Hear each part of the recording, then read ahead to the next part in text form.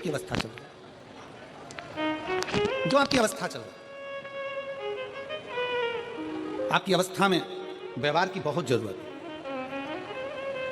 आज के समय में एक बात बहुत अच्छे से धारण कर कर रखना कि घर में सारा सब कुछ है। बोलो जी जी हाँ सही बात है। तुम्हारे घर में भोजन की कमी तो नहीं है ना? जम के बोलो जरा। नहीं। तुम्हारे घर में कहीं रहने की कमी तो नहीं है ना? नहीं। तुम्हारे घर में पानी पीने की भी कमी तो नहीं है ना? सारा सुख है तुम्हारे घर में, ओढ़ने का, बिछाने का, रहने का, एसी, कूलर, पंखा, सारा सुख अपने घर में है। अच्छे मकान में रह रहे हैं, बाबा की कृपा से अच्छा भोजन कर रहे हैं, सारा सुख है। परिवार भी अच्छा है, पति भी अच्छा है, पत्नी भी अच्छी है, बहू भी अच्छी है, बेटा भी अच्छा है, पोता पोती भी अच्छे हैं, नाती पंती भी अच्छे हैं, सास ससुर भी अच्छे हैं, और मायके में माता पिता सब अच्छे हैं, मेरे भाई मेरे बंधु सब अच्छे, सब अच्छे। बस घर में कोई कमी नहीं है, घर में किसी वस्तु की कमी नहीं है, घर में कोई सामान की कमी नहीं है, पर घरों में एक चीज की कमी हो गई, व्यवहार की कमी हो गई। हमारा आपस का व्यवहार ठीक नहीं हो पाया, हम व्यवहार से दूर होते चले गए। और शिव पुराण कहती है अपने व्यवहार को प्रबल बनाना है। शंकर की कथा देखिए, व्यवहार के बल पर शंकर भगवान के सामने 33 कोटि देवताओं ने मिलकर विष का कटोरा भेज दिया था मेरे शिव जी के सम्मुख में। विष का कटोरा, मेरे बाबा के सामने एक विष का कटोरा आ गया, शंकर जी के सम्मुख में विष का कटोरा। कितना सोचने वाला विषय है, जरा ध्यान दीजिएगा, बहुत सावधानी से कथा सुनिए। जिस कथा के लिए आप लोग आए हैं ना, इस कथा को बड़े दिल से श्रवण करिए। कल एक पत्र था, वो पत्र कोई विमला दीदी हैं, उन्होंने लिखा है कि गुरुजी हम जब कथा सुनने के लिए बैठते हैं तो कहीं किताब बेचने वाले आ जाते हैं, कहीं कुरकुरा बेचने वाले आ जाते हैं, कहीं फूली बेचने वाले आ जाते हैं। गुरुजी हम हरिद्वार से रोज केवल कथा सुनने के लिए, रुड़की कहीं से, रुड़की हरिद्वार के पास में सर, रुड़की से हम कथा सुनने के लिए रोज आते हैं प्रतिदिन। हमारा 1000-2000 रुपये रोज का खर्च होता है, पर उसके बीच में भी ये लोग इतना सामान, किताब बेचने वाले, कहीं सामान बेचने वाले आते रहते हैं, तो हमारी कथा चूक जाती है और हम बड़ी आस से कथा सुनने के लिए आते हैं। मेरा आप सबसे निवेदन है, जितने किताब बेचने वाले हों, जितने सामान बेचने वाले हों, आपसे भी निवेदन है, जितने लोग बैठे हुए कथा में, अगर कोई बेचने वाला आए, उसका हाथ पकड़कर उसको बाहर निकाल कर कहना भैया कथा सुनने थे, रोड पे जाके बेचो, पर कथा श्रवण करना। जितने दिल से सुन सकते हो, जितनी ये झोली तुम भर सकते हो, उतना बटोर लो इसको।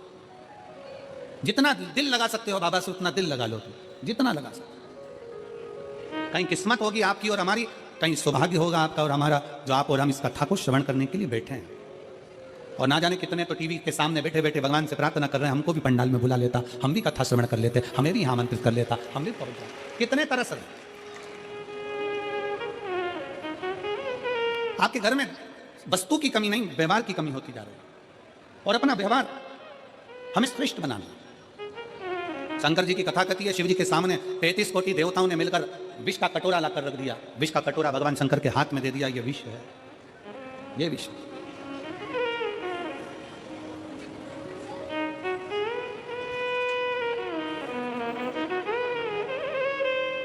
और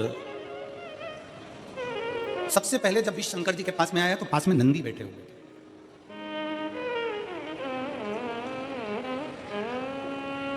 शंकर जी के सम्मुख में नंदी बैठे थे। जैसे ही देवता विष का कटोरा लेकर आए तो नंदी उठकर खड़े हो गए। नंदी उठे, खड़े हुए, और नंदी ने पूछा ये क्या है, इसमें, इस पात्र में क्या है, इस पात्र में है क्या? आप सबको मालूम होगा, आप सबके स्मरण में होगा कि शंकर भगवान को जब धतूरा चढ़ाया जाता है, धतूरा देखा है आप लोगों ने? जम के बोलो जरा, देखा है? जो कांटे कांटे होते हैं, शंकर भगवान को जब भी धतूरा चढ़ाया जाता है, शिव जी को जब भी धतूरा दिया जाता है, तो धतूरा चढ़ाते समय नंदीकेश्वर शिव का नाम लिया जाता है। बेलपत्री आप चढ़ा रहे हैं, आप जो भी जप करें, स्मरण करें, वो आपके ऊपर है। आप चावल चढ़ा रहे हैं, वो आपके ऊपर निर्भर है। फूल चढ़ा रहे हैं, वो आपके ऊपर निर्भर है। पर जब हम भगवान शंकर का अभिषेक कर रहे हैं, पूजन कर रहे हैं, शिव मंदिर में जा रहे हैं, आपको कहीं से धतूरा मिल गया, कोई कामना है आपकी, धतूरा भी कई बार कामनाओं से चढ़ाया जाता है। तो धतूरा जब हम चढ़ा रहे हैं, शंकर को समर्पित कर रहे हैं, तो नंदीकेश्वर भगवान का नाम लेकर, नंदीकेश्वर शिव का नाम लेकर चढ़ाए, मतलब नंदी की आज्ञा लेकर कि हम ये धतूरा शंकर भगवान को दे रहे हैं। और हमारा विश्वास कहता है कि नंदी, हमारी जो दुख है, हमारी जो समस्या है, हमारी जो तकलीफ है, जब मैं धतूरा बाबा को चढ़ाऊंगी, नंदी तेरे से आज्ञा लेकर चढ़ा रही हूँ, जिससे ये धतूरा मैं जब शंकर को चढ़ाऊंगी तो नंदी मेरे दुख को मिटाने के लिए तो भोले बाबा को अपनी पीठ पर बिठाकर मेरे दरवाजे तक लेकर आएगा। इसलिए तेरी साक्षी में चढ़ा रही हूं, तेरी साक्षी में चढ़ा रही हूं, ये धतूरा में तेरी साक्षी में दे रही हूं। ये मैं तेरे विश्वास पर, तेरे भरोसे पर दे रही हूं। एक पत्र है, और जब भोलेनाथ जी के पास में विष का कटोरा आया, शंकर भगवान के पास में जब विष का कटोरा पहुंचा, तो सबसे पहले नंदी ने पूछा। सबसे पहले नंदी पूछ रहा है। नंदी ने विचार किया, क्या है इसमें? कहा, देवताओं ने कहा इसमें विष भरा हुआ है। विष भरा, विष? हाँ। किसके लिए लेकर आयो? कौन पिएगा ये? देवताओं ने कहा ये विष हम भगवान शंकर के लिए लेकर आए। शिव पिएंगे? हाँ। नंदी की आंख में से आंसू बहने लगे। जैसे ही आंख में से आंसू बहे, वहीं पर भृंगी खड़ा था और भृंगी ने पूछा कि आज नंदी तुम रो रहे हो, तुम्हारी आंख में आंसू भरे हुए? नंदी किस लिए? नंदी कहते हैं आज भोले बाबा के लिए। दुनिया के लोग, कोई बेलपत्र लाता है, कोई जल लाता है, कोई दूध लाता है, कोई सामग्री लाता है, पर आज मेरे भोले बाबा के लिए विष आया। आज मेरे शंकर के लिए विष आया। भृंगी ने मुस्कुराते हुए कहा, नंदी किस बात के लिए रोना? वो शिव है, देवाधिदेव महादेव है। अमृत पिए वो देव कहलाता है, और जो विष पीता वो महादेव कहलाता है। घर का जो बड़ा होता है, घर का जो बुजुर्ग होता है, घर का जो बड़ा होता है, घर का जो बयो होता है, उसको बहुत जहर पीना पड़ता है, बहुत विष के घुट निगलना पड़ते हैं, बहुत पीना पड़ता है।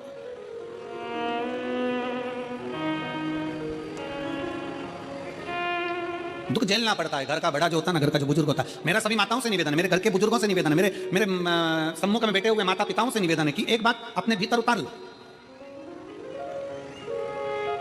60 के बाद तुम्हारे सिग्नेचर तुम्हारे ऑफिस में नहीं चलते। चलते हैं? अरे जम के तो बोलो नहीं। 60 के बाद तुम्हारे सिग्नेचर तुम्हारे ऑफिस में नहीं चलते, तो तुम अपने घर में क्यों चलाते हो? 60 के बाद अपने भीतर एक बात अंदर उतार के रखो कि 60 के बाद मुझे ऐसे रहना है जैसे अपने घर में एक बच्चा रहता है, सबसे व्यवहार बनाकर, सबसे प्रेम रखकर, किसी को टोकना नहीं है, किसी को अपशब्द कहना नहीं है, किसी को ताने देना नहीं है, अपनी चिड़चिड़ प्रवृत्ति, अपने भीतर का क्रोध, अपने भीतर का चिड़चिड़पन मुझे आज कथा के पंडाल में छोड़ देना है, और घर जाऊंगी तो ऐसी जाऊंगी जैसे निर्मल हृदय से जाते हैं। अपने क्रोध को घर पर छोड़ दो, अपने क्रोध को पंडाल में छोड़ दो, अपने भीतर की जो चिड़चिड़ प्रवृत्ति है, जो अहंकार है, जो क्रोध है, जो हमारे भीतर का क्रोध समाया हुआ है, वो फेंक दे। और हम क्या करते हैं? हम ये विचार में रहते हैं, बहू को कुछ नहीं आता, बेटों को कुछ नहीं आता, बेटी को कुछ नहीं आता, दामाद को कुछ नहीं आता, छोटे भाई को कुछ नहीं आता, छोटी दुल्हन को कुछ नहीं आता, इसको कुछ नहीं आता, उसको कुछ नहीं आता, बस केवल अपने को। ना ना, 60 की अवस्था के बाद में ये विचार करना है कि हमको थोड़ा सा संभाल कर अपनी जिंदगी को जीना है, खूब अच्छे से रहो, एक से बढ़कर एक साड़ी पहनो, एक से बढ़कर एक सूट पहनो। 60 के बाद में तुम खूब अच्छे कपड़े पहनो, मना नहीं करेंगे, खूब अच्छे जेवर पहनो, आभूषण पहनो, रतन माणिक मोती पहनो, अच्छा खाओ पियो, एंजॉय करो, पर इतना याद रखो कि 60 की अवस्था के बाद में अपनी वाणी पर थोड़ा सा संयम रखो, अपने व्यवहार को प्रबल बनाओ, अपनी वाणी को प्रबल बनाओ, मिठासता से परिपूर्ण बनाओ, मिठासता से। आज के जमाने में सबसे बड़ी बीमारी एक ही है, वो है शुगर की बीमारी। कौन सी बीमारी? जम के बोलो जरा। शुगर की बीमारी। पहले के समय में मेरी बुजुर्ग माताएं बैठी हैं, यहां पर जितनी बुजुर्ग माताएं हैं उनसे पूछना कि पहले के समय में शुगर होती थी क्या? जम के बोलो जरा। नहीं, पहले के समय में चाय इतनी मीठी पीते थे कि होठ चिपक जाते थे, और चाय पी के सो जाते तो चीटी चिपक जाती थी। बोलो सही है कि गलत है? और इतनी सी चाय पीते थे क्या? हाफ कप पीते थे क्या? नहीं।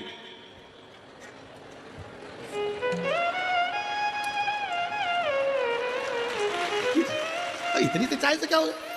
तुम सोचो जरा, विचार करो कि इतनी सी चाय पीते थे? नहीं, दूध पिए, इतना गिलास भर के, लोटा भर कर, मक्खन खाए ढेर सारा, खूब मीठा मीठा लड्डू पेड़ा, भोजन करे तो मीठा होना जरूरी है, उठे तो मीठा होना जरूरी है, चाय ढेर सारी लोटा भर के पीना, सुबह दोपहर शाम 3 4, और कहीं पे भी चले जाओ फिर चाय आन दो, फिर मीठा आन दो, तो ये तो अपने चलता रहता। तो शुगर की बीमारी थी क्या? नहीं।